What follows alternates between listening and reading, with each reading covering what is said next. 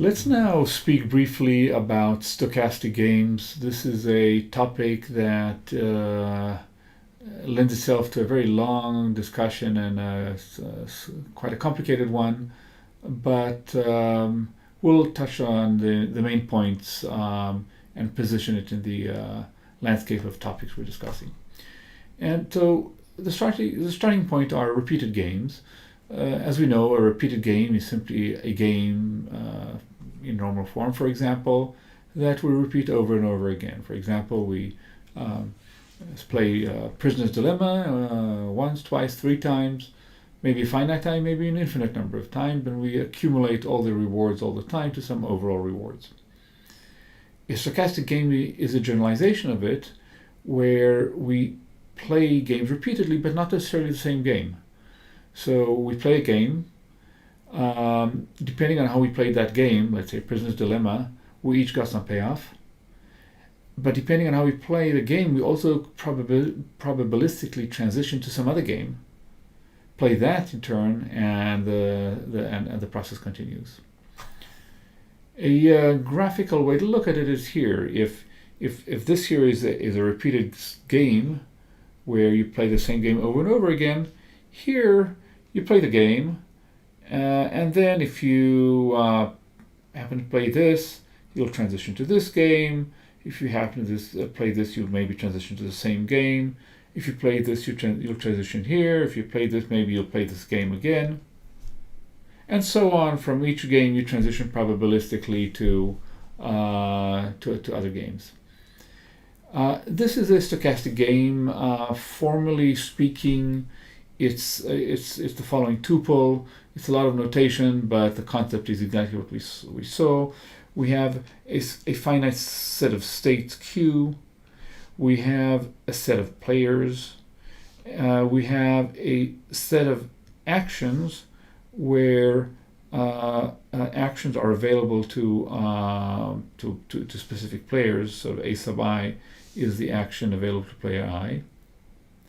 And then we have two functions. We have the transition probability function, so depending on the state we're in and on the actions we took, we move to each of any of the other states, or the very same state, with a certain probability as governed by this probability distribution. And similarly, reward is the reward function, which tells us if in a certain state a certain action profile was taken by the agents, then this is a reward to that particular agent, to each of the agents. So R sub I is a reward to agent I. That's the formal definition.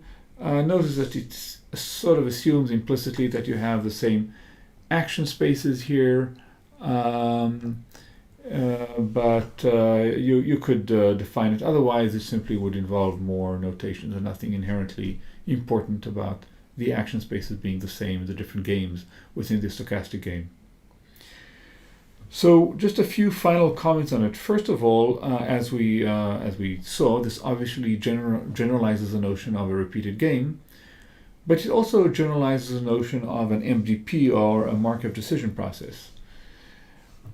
If a repeated game is a stochastic game with only one game, a Markov decision process, or an MDP, is a game with only one player. And so you have states there where the agent takes an action, receives a immediate reward, and probabilistically moves to some other state. And the only difference is that he's the only actor in the setting.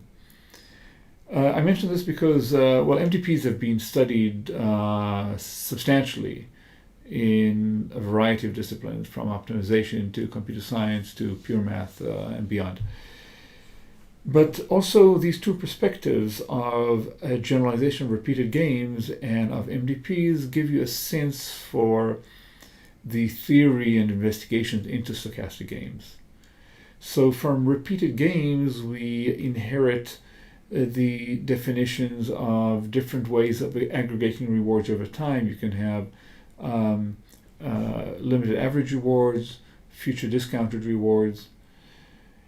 Whereas from the literature on optimization and on MDPs, we get notions such as stationarity and Markovian strategies. These have to do with, we also have notions of reachability, about the structure of the underlying transition probability. And so again, these are issues that are involved that we won't get into more in this lecture, but at least we flagged their existence.